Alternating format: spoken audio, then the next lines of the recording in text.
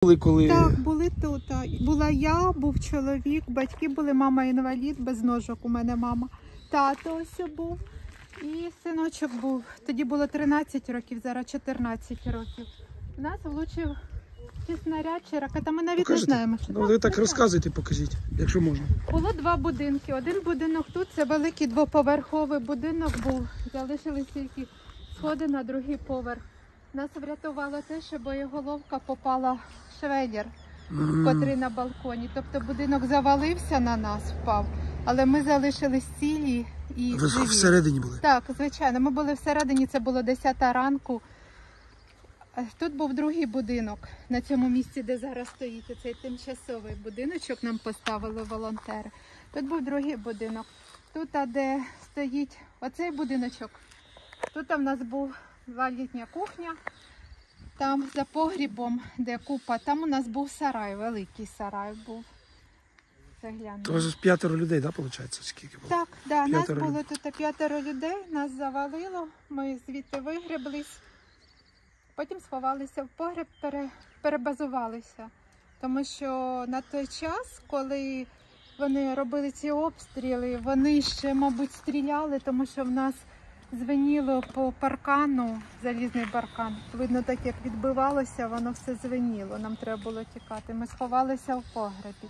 Погреб вже ми відреставрували, тобто він був зруйнований наполовину. А потім рятували ще хлопчика, тому що в сусідів там загинули були. Там загинув 10 років хлопчик, тато його, а другому хлопчику відірвало ручку. І бабуся з дідусем, вони, видно, так як від того, що сталося, вони втратили були розсудок. Вони бігали кругом.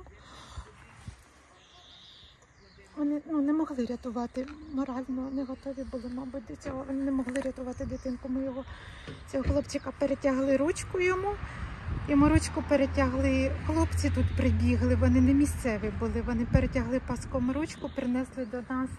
Ми ще, тут де зруйновано було, ми його ще занесли, вклали на ліжко, воно вже завалене було, але ми поклали, поки ми зобразили, що робити. Я вколола знеболююче йому, тому що дитина була повністю в сознанні, він розумів, що сталося, він розумів, що коїться. Ми його занесли в погреб до себе, і поки стріляли, ми присиділи в погребі. А потім в мене хлопчик, він мріяв бути хірургом. Це в нього була мрія з самого дитинства. Але після цього, що він тут побачив, пережив, він сказав: мамо, вибач, я не зможу. Зараз він вдарився, він любить музику, він гітаріст, він вдарився в свою справу, тобто сказав, що хірургом більше не буде. І він цього хлопчика, ми тут тушили пожежі, а він з дитинкою сидів в погребі, ми йому дали пляшку з водою, сказали: сину, поїти з ковпачка, багато пити не давати. І старайся, щоб він був в пам'яті. Тобто я дуже хвилювалася, щоб, не дай Боже, нічого з ним не сталося на очах моєї дитини. Це було саме таке хвилювання. Якщо чесно, я не думала, що ми звідси живими виїдемо. Тому що бензину в нас не було у тата. Мій хлопчик, він такий активний був, і коли тут в нас обладнали блокпост, хлопці робили коктейлі Молотова, він весь бензин виніс хлопцям.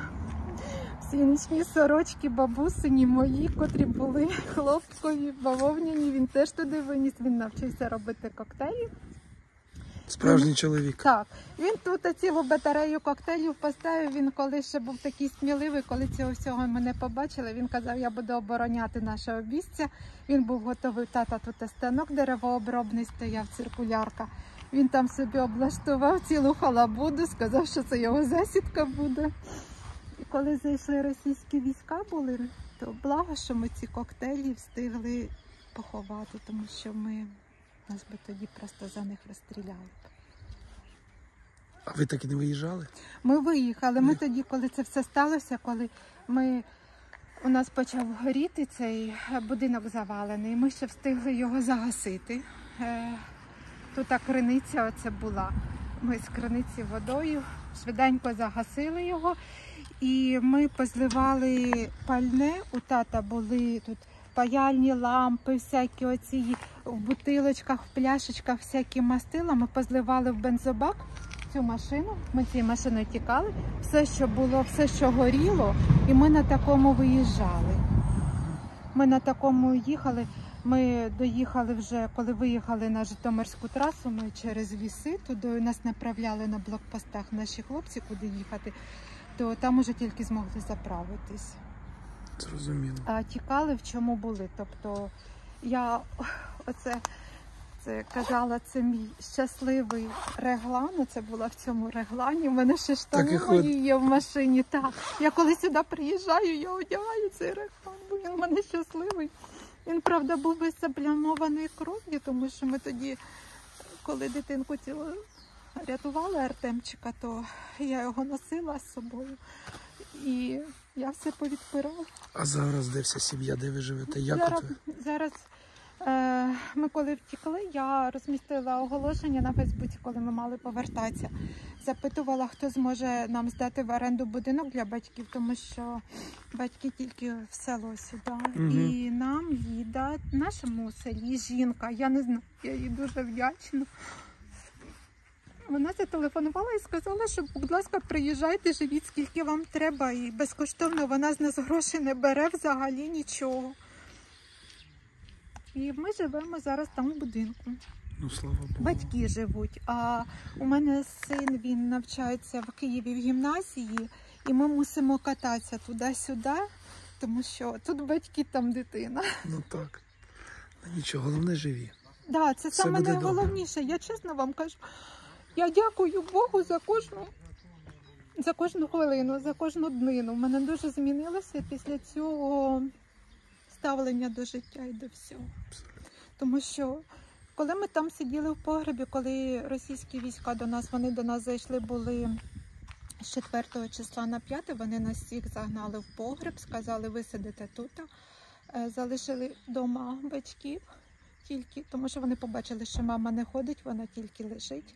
Вони сказали, старікова оставляйте, а самі в укритті. І ми там закрились в погребі, а вони на погрібнику вони розмістили сошки, і вони стріляли з погрібника. І коли йшла віддача, то цегли в погребі вони просто двихтіли. З нами тоді була ще дівчинка, 13 років, сусідська. І я дуже сильно хвилювалася, щоб вони нічого не скоїли. І ми тоді її переодягли, так як це була зима, бабусею одягнули. Тобто вони, коли зайшли до нас, вже було смеркалося на дворі, вони не розгледіли. Я сказала, Соня, ти сидиш отак. А вона така крупненька дівчинка, росла не по віку. Кажу, ти сидиш отак, голову нахиливши. І вона так присиділа. І чоловіка мого теж ми одягли дідусем. Ми дуже хвилювалися, тому що вони ж Боже, які ви розумнички. І ми тоді в цьому погребі сиділи, коли цегла двихтіла, ми дітей поклали. Там палети поклали, були на них дітей. Я чесно скажу, було страшно, що до тошноти тошніло. Просто в прямому смислі цього слова сенсі. І ми ставали з чоловіком над дітьми на четвіреньки. Тому що думали, якщо погреб завалить, щоб діти залишились живими. Бо ми були м'які, ми тоді повдягали на себе все, що можна було, бо дуже холодно було. Але, слава Богу, залишились ціли. Правда, коли вийшли, то пальці, мізинці в мене були обморожені на ногах, пальці були обморожені, але живі. І після цього лишилися живі. Значить, треба жити. Все буде у нас добре. Нічого в них не вийде. Так, звичайно, ми зараз намагаємося, як тільки можемо, допомагати нашим військовим з чоловіком. Тобто всю зиму ми робили окопні свічки. Син цим загорівся, він нас на це спонукав, якби і надихнув. Ми всю зиму це робили. Відправляємо посилки військовим. Постійно підтримуємо, стараємось, як можемо. Переможемо точно. Обов'язково перемога за нами, все буде Україна. Відбудуємось, відновимось і все буде добре, аби були живі.